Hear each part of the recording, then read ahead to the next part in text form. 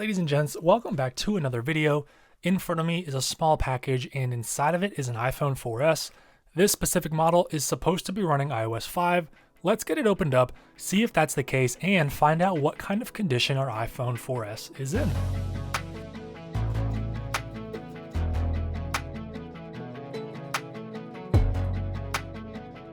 Alright, here is our iPhone, and as you can see, this thing is in pretty nice condition. The display does have a few scratches. There's actually a pretty big one up there at the top right corner. And as you can see there, a lot of micro scratches around the display. Moving around the back, this one actually looks to be pretty clean. I'm guessing this phone spent a lot of time in a case, but without a screen protector. And that's why the rear glass is basically scratch-free in really nice condition. Camera and flash looks good. Power button and headphone jack look good. And it is working. We've got volume buttons, which click. Mute lock switch feels nice. Got our 30-pin cable, which looks very clean. Sometimes these get super dirty on the inside, as well as our speaker and microphone. Let's see if this thing has any power or if we're going to need to plug it in. And we've got the old style Apple logo, which is very nice to see. That means this is either iOS 5 or iOS 6. We can see this is EMC number 2430, which indicates this is an iPhone 4S. We're going to wait for this to power up before we decide which version of iOS we have in this iPhone 4S. Here we are met at the setup screen, and if you guys have watched the channel long enough, you know that if there is a lock icon up here at the top, that indicates iOS 5. So that's really nice to see, and I'm going to go ahead and fly through the setup screen here and get ourselves onto that home screen so we can test out this iPhone and see just which version of iOS 5 we have. And here we go. We've got the YouTube icon as well as the iOS 4, iOS 5 wallpaper. Very nice to see. Let's head into settings and find out just exactly which version we have. 5.1.1, that's the last version of iOS 5 that was released, and in my experience, almost all of the iOS 5 devices I get are on 5.1.1, which is actually just fine because there are hardly any bugs in that version, and it's super easy to jailbreak and add applications. Real quick, let's test the App Store. It hasn't worked in about 2 to 3 months now. The App Store was working for quite some time, then it went away, then it came back, and now, as you can see, it's not working.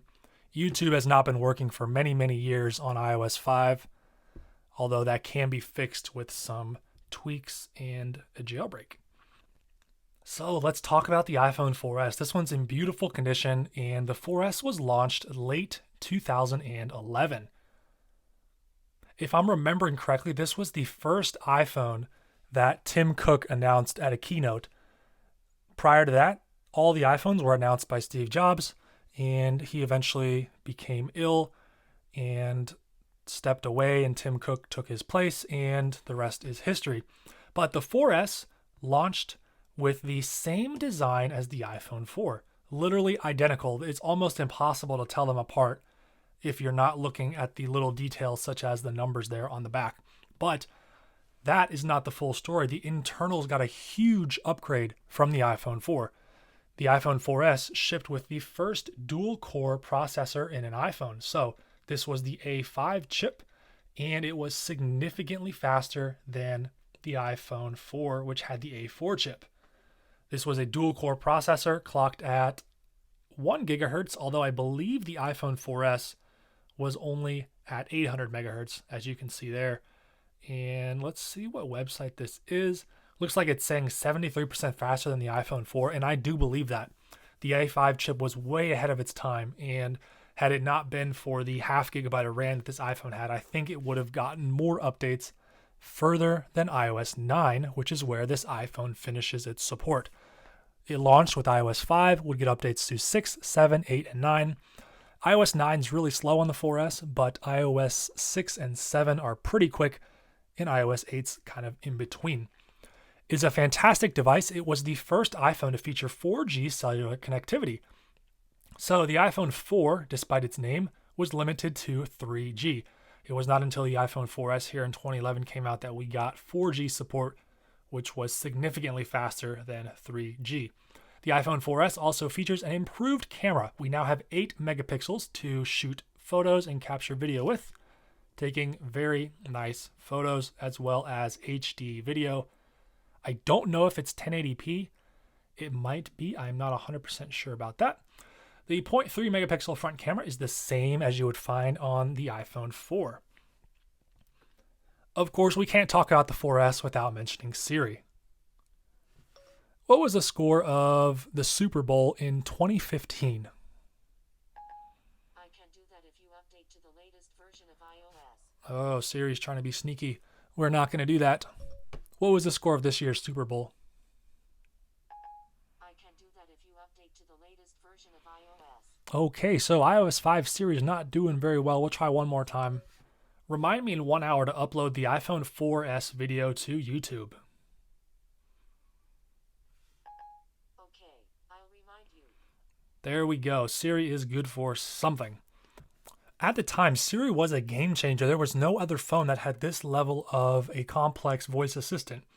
However, currently, while Siri has seen many improvements, the rumor is that some of the Google assistants are quite a bit better than Siri in their current forms. Apple could work on implementing some AI features, and I think that would go a long way. In terms of the 4S's usability today, I would say that if you just have a stock iPhone 4S on iOS 5 or iOS 6, you're not going to be able to do much. You can sign in to your iCloud account, so you're going to get iMessage, which was introduced in iOS 5, and you're going to be able to do things such as FaceTime and iCloud Photos, that sort of stuff. However, with the App Store not working, the iTunes Store not working, it's going to be really difficult to download applications. So you can jailbreak your device and very easily add applications from a computer. I have a guide on how to do that. You can do it on a MacBook, which is what I know how to do. I think you can do it on Linux as well. Windows is a little iffy. I'm not really sure how well that's working, but I think that is an option, although I'm not familiar with it. So that's going to make your iPhone a lot more usable and allow you to install games, apps, whatever you want on your device as if it were new. So that's pretty cool. Let's check out these iOS 5 wallpapers. They're pretty basic. We've got some flowers down here, some patterns, and then some rocks, and of course, the little water droplets there. I think we're going to go with this one. I believe this is a peacock feather, and I think this was the photo that Apple used to show off the Retina display on the iPhone 4. Because of all the little fine lines, it really stands out on this Retina display in comparison to, for example, an iPhone 3GS or an iPad 1st Gen. Anyways, that's going to do it for this video. Hope you found it interesting here as we checked out an iPhone 4S running iOS 5.1.1. This one's in really nice condition. The only downside is this display does have a fair number of scratches on the front. All right, thank you so much for watching, and I look forward to seeing you in another one of my videos.